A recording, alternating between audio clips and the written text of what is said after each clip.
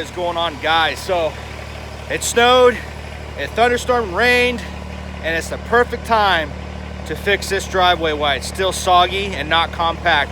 We're gonna be taking the Kubota, putting the back rippers on it, and we're gonna be taking all the little dips out of the driveway and all the little potholes. So let's get her done.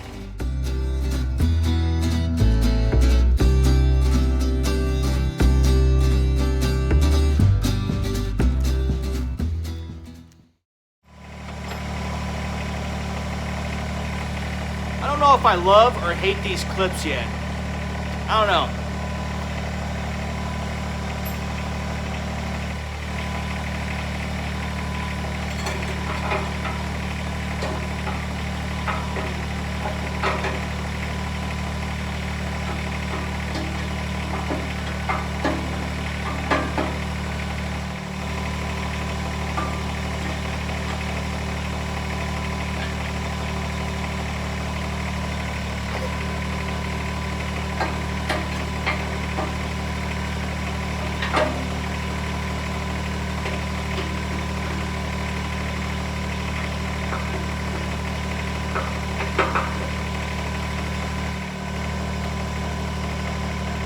You guys see that?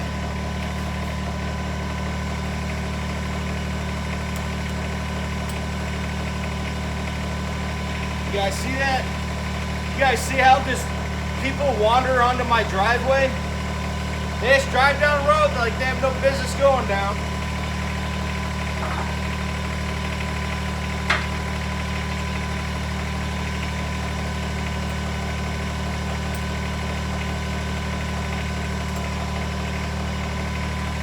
I'm not totally paranoid, but it seems like they like to go down by my barn and get stuck and throw rocks in my yard. And that really peeves me off because I gotta pick up all those rocks.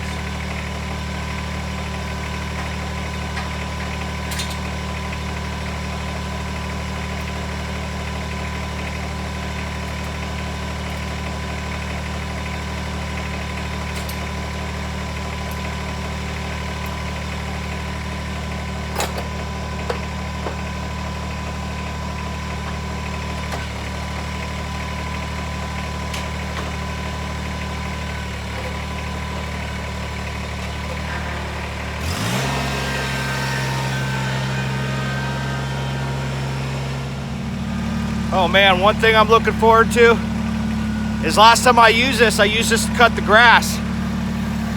And when I cut the grass, I had fresh landmines all over the place and they're stuck in the treads of these tires. Oh boy, did it stink my garage up. Man, I've been smelling that for the last couple weeks. It's horrible. So we'll get it fixed today, rolling on this gravel hopefully. So bye-bye stinky tires.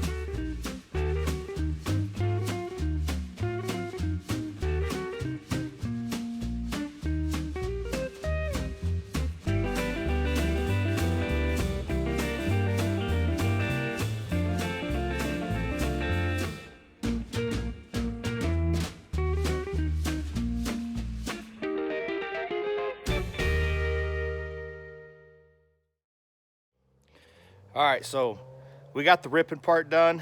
I like to take a little bit of that driveway off the top where I hump up over that hill, but we're gonna start working on the pretty stuff now. I got the rippers off the back, and we're gonna start smoothing everything out.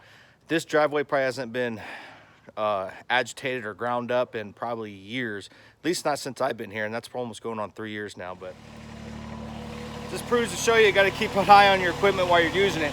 But my jam nuts came loose and messed my whole thing up. I could have went out there and been all over the wonky over place, digging down too deep, but I got them wind up getting them tight, and we're gonna head out there and we're gonna smooth all that out now. So it's a good thing I checked that before I started. It would have been a mess Better, even worse, I would have dropped my implement out there and had no means to pick it up. It just would have been flopping all over the place. So, all right, let's get to it.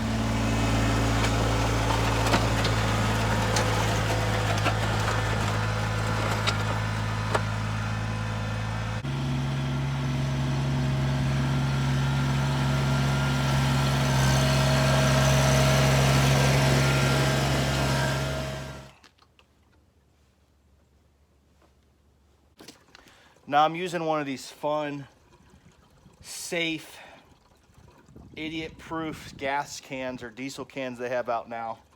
But I kind of put one of those water nozzles on the front of it, so don't tell anybody. Let's keep that between ourselves. But yeah, it's gotten so ridiculous with these gas cans. It's almost impossible to use them, I think. So I wish I could go back to the old style cans. Perfect. They don't even come with vent holes anymore, guys.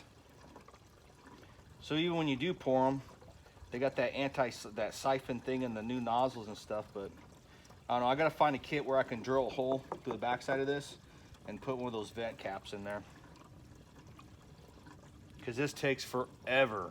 Well, I'll see you guys here in about 30 more minutes when this thing gets done taking about 5 gallons of fuel. All right.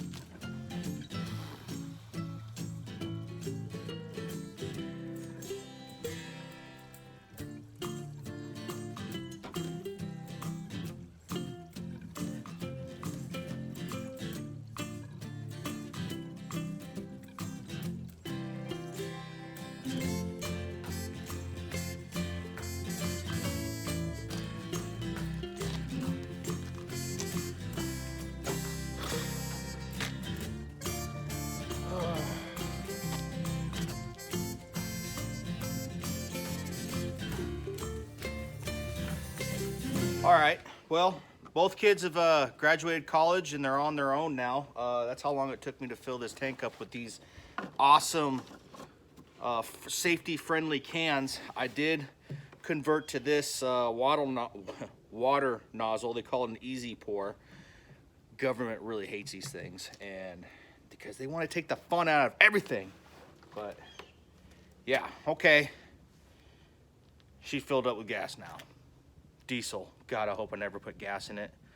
Mike, don't ever put gas in this. Don't put gas in it. I'm gonna need a sticker. I'm gonna need a sticker. All right, so winter is upon us, and it's gonna get colder out, guys. This is my first diesel, and I do know that I'm gonna probably have to run a anti-gel additive in this. So now, just trying to figure out how much to put in the dang thing, because I didn't treat the can. I gotta treat the tank now that I've got ahead of myself. So I just gotta read the instructions here and see how much I gotta put in there. So, man, I wish I knew how to read. That's the bad part. All right, so we're just gonna dump it in there. No, just checking. All right. One bottle treats 160 gallons. I guess I think I paid about $9 for this. So 1 ounce per 5 gallons. Well, I think I just put about 4 gallons of fuel in there. So, man, reading and math today. All right, I think we're gonna go and we're gonna do the caps full. All right, stand by.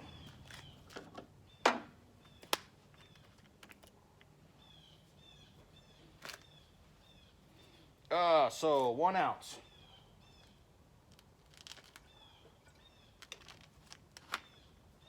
That looks like about 1 ounce to me. Well, yeah, ounces, not. Shh. So yeah, I've got 8 hours on this tractor, and I went through about half a tank of fuel on that. So, man, that's some pretty good hours for this. Though that is at, you know, probably about 3,000 RPM for those hours, pulling and pushing and lifting. So it wasn't like I was just cutting grass. I don't know what the gas mileage would be or the fuel mileage would be on this. Man, I've got to learn that I own a diesel now, guys. I own a diesel. I own a machine that takes diesel. It's not gas, it's fuel. And god dang it, if I put gasoline in this, I don't think I'd ever do that. But you want to hear a funny story? So if you guys ever checked out my Mahindra review, I'll link it up below right now. But above. So yeah, this bar. You remember in that video, if you watch that video, I said, hey guys, the reason why I'm not running that bar up is because I'm the guy who would forget to put it down, and I would pull into my barn or my garage, and I'd just tear the whole header right out of the garage. Well, I forgot to do that with this one.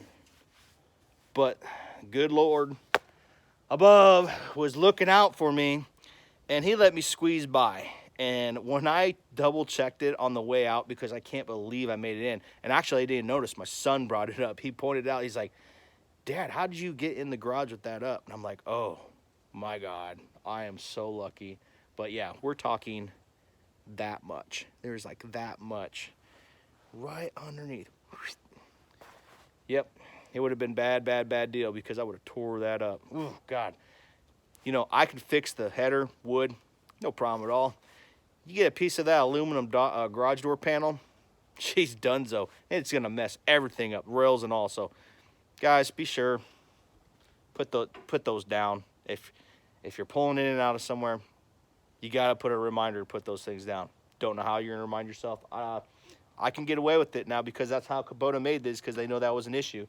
They actually shortened them down so you can get into normal garages. So Kubota looking out. Pound it. Thanks, bud. All right. Okay, guys, next day. Sorry, it started raining like crazy. I got a little bit shorter beard now, but seriously, it was disgusting outside. And I did my driveway, did all the finishing work on it. It turned out really great. The little Kubota here, it was phenomenal. The only time I had an issue was when I was going up the hills, or going up the hill at my drive, and I had those rippers dip down deep, and I was pulling. I did have to stop because I was collecting gravel, and it was just weighing me down, and I put it in 4-low, and the 4-wheel drive is in, and it went right up that hill, no problem at all. So I'd have to say the only thing that I really had to do was put this thing in 4-low, and it would just tear up that driveway. That driveway was super hard. Now, where the flat spot is down the driveway, that was pretty soft. I mean, you saw in the first part of that video where I was just pulling through it, and it was just grinding stuff up. When I started making it up that drive, that's the part that the water doesn't stay and soak into. It runs off, and everything's super packed down there. And that's actually the problem with that drive, is I get ruts, water channels ruts in there. And that's on a future project that I'll take care of that situation. We plan on digging out that whole trench there on the side of the drive, putting culvert pipe, rock, shooting it underneath the road. But that's obviously a future project. But yeah, this little guy, it kept up. Now, I was really kind of concerned because when I bought this thing, I really wanted the larger model, and I wanted the 26 horsepower, and I think it was like 26 or 25, I don't recall, because now I just kind of deleted that memory out of my head, that information, because I didn't need it anymore. But this is 23 horse, and he's like, you're not going to miss those extra 2 horsepower. And he's like, if you want to save $1,200, go without. He said his daddy used to say to him all the time, you can move a mountain with a spoon, it just takes a little bit longer. And that's what he said to me. And I was like, you know what, I'll trust you on that one. I'm not going to be running tillers or anything like crazy stuff like that just yet. So this tractor is going to suit me just fine, and it did great work. Now I'm going to have to learn how to adjust the back blade here. I mean, I'm new at this. Now I've worked on these things before with larger tractors, but I just got to figure out what the sweet spots are, because I had my jam nuts come loose on me. So the jam nuts came loose on me when I was using this. That's my bad, because I needed to check them before I started operation, but I caught it in the meantime when I was taking the ripper blades out. And then obviously I adjust my pivot point here so I can get a little bit of crown, tilt that box blade, but I didn't feel like messing with it. Like I said, it's cold, it was rainy, I was underdressed, and I just wanted to be done with it. So let's go take a look at it and show you how it turned out. And then I want your guys' opinion on what's really going on with this drive. So let's go check it out. So I really tore up all this rock right here and it turned out really well. The problem is it's packing down into a mud, and I'm not really sure why. Well, I mean, I know why it's packing down in the mud, but I don't like it, you know? So you kind of see, like I said, we got a lot of rain. We got a lot of rain out here. We kind of been doing this whole snow rain thing. I think winter is, or Mother Nature is saving us all its winter up to body slam us, because I think that's what's going to happen. But you know what? I bought a tractor with a plow, so I'm pretty sure we won't get any snow because I made the purchase. But as you can see, my wet spots here, it's packing down like clay, like mud. It's just, ugh. Man, I had this driveway looking so beautiful. We drove on it a couple times, and now it is, it's not, there's no more potholes or ripples in the driveway anymore, so that's a good thing. So I was able to take care of that, but I don't know. I kind of like driving over the gravel and not this packed down stuff, but yeah. I don't know. Tell me what you think is going on. Do I need to add more gravel?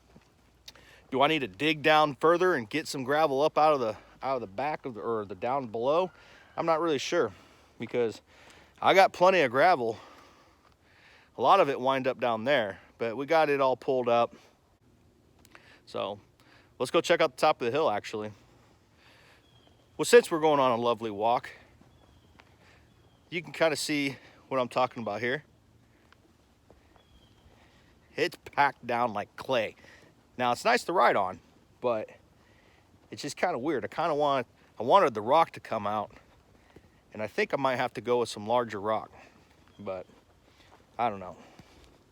Maybe I should stop being so picky on a god dang gravel driveway and just be happy with the way it turned out. Yeah, that's the Breaking Bad camper you saw in the early part of the video. Hopefully someday we'll get that out of here, because I don't own that property. I can say, here's a sunny slope right there. This driveway I take care of is actually a road. It's a road to my place.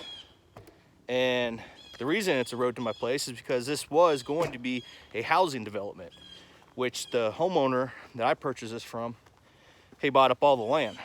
But here's the kicker right here. So that's my neighbor's house over there. Tom, he's a pretty cool cat. Get it, Tomcat? But yeah, this is what I had to shave off right there. I had to shave a little bit of that off, and this is the hard part right here. And the water, it comes right out where that white bag is right there. You can kind of see we got all the extra rock up there to fill in the gravel, the washouts. And it comes washing right through here. And I'll show you where it kicks out at. You guys see that back there? That's an old AMC Eagle. That's like the original all-wheel drive SUV. Just sitting there. Maybe I should offer them something. That'd be kind of cool to have. All right, so it washes out right here. I get about 2 foot gully. It comes right up through here and then just washes straight out through here. And then it pools up and kind of slowly overflows right here. If it's a real bad rain, puts my gravel all through there.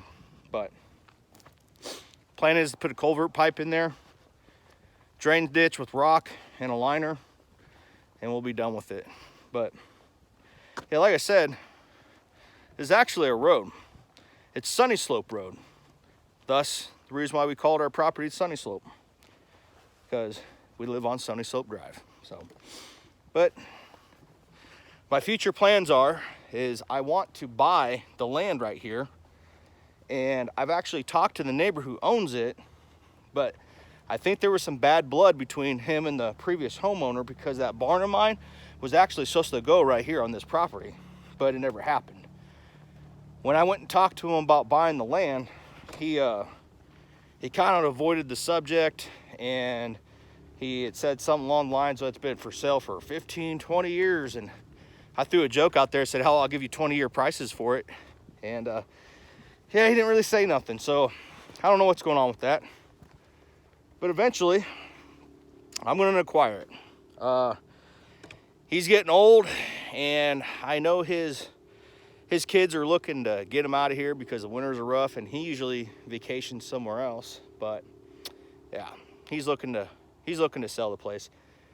Now, whether or not I can get him to split that up off of selling the house, because it is separated from his house. So that's good for me, because that means he can sell it and not mess with any of his property that's attached to his house. So, okay, so you remember how I said I have this much room to get in that garage with this bar head? I'm gonna show you how close this thing really is. And Kubota, they really like, oh man, they took as much off as they possibly could. All right, you guys ready?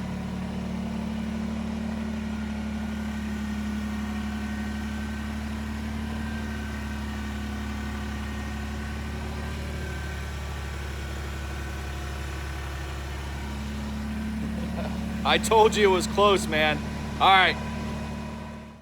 right, guys, so don't forget, I'm still putting hours on this tractor because I want to give you guys a great video on a first-time owner and first-time experience on somebody owning a subcompact tractor, because we still have to go over the buying experience and all the financing and all that weird stuff I went through, and you know, obviously why I didn't go with Mahindra, because in that video I linked up above about the Mahindra review that I did, I was really married going to Mahindra and buying one of their tractors.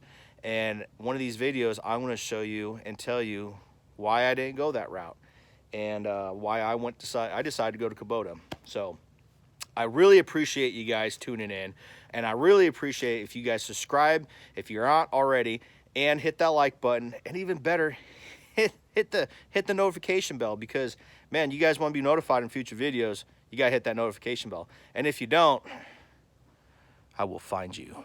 I will hunt you down, and I'll make you hit that notification bell. But besides that, thank you for watching. I appreciate you guys. Thank you for all your support and all your likes and comments and everything like that. I really enjoy what I'm doing here. So let's keep it rolling, let's keep it going, and I'll see you on the next episode. All right, guys, later.